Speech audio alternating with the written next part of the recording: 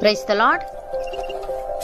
ఈరోజు దేవుని వాగ్దానము, మీరు గొర్రెల వలె దారి తప్పిపోతిరు గాని ఇప్పుడు మీ ఆత్మల కాపరియు అధ్యక్షుడునైనా ఆయన వైపునకు మళ్ళీ ఉన్నారు.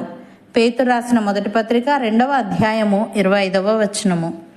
సహోదరి సహోదరులారా, ఈ వాక్యం క్రైస్తవుల జీవిత మార్పును, పాపస్థితి నుండి రక్షణ స్థితికి వచ్చిన మార్గాన్ని వివరిస్తుంది. ఇక్కడ మీరు గొర్రెల వలె దారి తప్పిపోతిరి అని వ్రాయబడింది. అనగా గొర్రెలు స్వయంగా దారి కనుగొనలేవు, వాటికి కాపరి అవసరం. దారి తప్పితే అవి ప్రమాదంలో పడతాయి. మనిషి కూడా దేవునితో సంబంధం లేకుండా ఉన్నప్పుడు జీవిత దారిని కోల్పోతాడు, పాపంలో ఇరుక్కుంటాడు, ఆధ్యాత్మికంగా చచ్చిపోతాడు. యేసు లేకుండా జీవించడం అంటే అది దారి తప్పిన జీవితం. అలాగే ఇప్పుడు మీ ఆత్మల కాపరియు అధ్యక్షుడునైనా ఆయన వైపునకు మళ్ళీ ఉన్నారని వ్రాయబడింది. ఇక్కడ ఆత్మల కాపరి అంటే మన ఆత్మకు రక్షణ కలిగించేవాడు. అలాగే అధ్యక్షుడు అంటే మనకు దారి చూపించేవాడు లేదా నాయకత్వం వహించేవాడు. ఇప్పుడు మనం ఆయన వైపు తిరిగాము కాబట్టి ఆయన మనకు దారి చూపిస్తాడు, కాపాడతాడు, మన జీవితాన్ని అర్థవంతంగా మారుస్తాడు. ఉదాహరణకు పౌలు ఒకప్పుడు అనగా సౌలుగా ఉన్నప్పుడు క్రైస్తవులను హింసించేవాడు, దేవుని మార్గం నుండి పూర్తిగా దారి తప్పినవాడు. కానీ దేవుడు అతన్ని మార్చాడు. తప్పిపోయిన కుమారుడు తండ్రిని వదిలి దూరదేశానికి వెళ్ళి సమస్తం కోల్పోయాడు. అయితే తన తప్పును గ్రహించి తిరిగి వచ్చినప్పుడు తండ్రి అతన్ని ప్రేమగా స్వీకరించాడు. ఇది గొర్రె తిరిగి కాపరి యొద్దకు రావడం లాంటిది. మనం పాపంలో ఉన్నప్పుడు గొర్రెల దారి తప్పిన వారమే, కానీ యేసు మన ఆత్మల కాపరి. ఆయన మన కోసం తన ప్రాణమిచ్చాడు. ఆయన వైపు తిరిగితే మన జీవితం నూతన మార్గంలో నడుస్తుంది, రక్షణలో ఉంటుంది.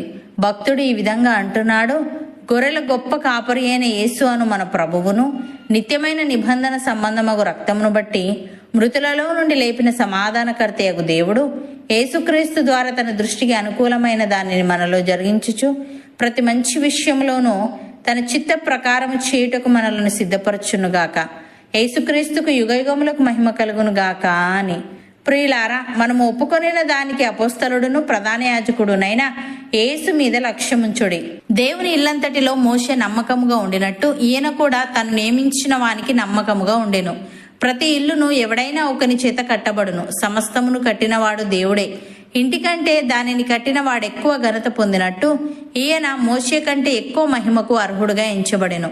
ముందు చెప్పబో సంగతులకు సాక్షార్థముగా మోషే పరిచారకుడై ఉండి దేవుని ఇల్లంతటిలో నమ్మకముగా ఉండెను. అయితే క్రీస్తు కుమారుడై ఉండి ఆయన ఇంటి మీద నమ్మకముగా ఉన్నాడు. ధైర్యమును నిరీక్షణ వలన ఉత్సాహమును తుదమట్టుకు స్థిరముగా చేపట్టిన ఎడల మనమే ఆయన ఇల్లు. యేసయ్య ఈ విధంగా అంటున్నాడు, గొర్రెలు పోవు ద్వారమును నేనే, నాకు ముందు వచ్చిన వారందరూ దొంగలను దోచుకొని వారునై ఉన్నారు. గొర్రెలు వారి స్వరము వినలేదు, నేనే ద్వారమును. నా ద్వారా ఎవడైనా లోపల ప్రవేశించిన ఎడల వాడు రక్షింపబడిన వాడై లోపలికి పోవచ్చు, బయటికి వచ్చుచు మేత మేయిచు నుండును. దొంగ దొంగతనమును, హత్యను, నాశనమును చేయుటకు వచ్చును గాని మరి దేనికిని రాడు. గొర్రెలకు జీవము కలుగుటకును అది సమృద్ధిగా కలుగుటకును నేను వచ్చి తినని మీతో నిశ్చయముగా చెప్పుచున్నాను. నేను గొర్రెలకు మంచి కాపరిని. మంచి కాపరి గొర్రెల కొరకు తన ప్రాణము పెట్టును. జీతగాడు గొర్రెల కాపరి కాడు గనుక గొర్రెలు తనవి కానందున తోడేలు వచ్చుట చూచి గొర్రెలను విడిచిపెట్టి పారిపోవును. తోడేలు ఆ గొర్రెలను పట్టి చెదరగొట్టును. జీతగాడు జీతగాడే గనుక గొర్రెలను గూర్చి లక్ష్యము చేయక పారిపోవును అని.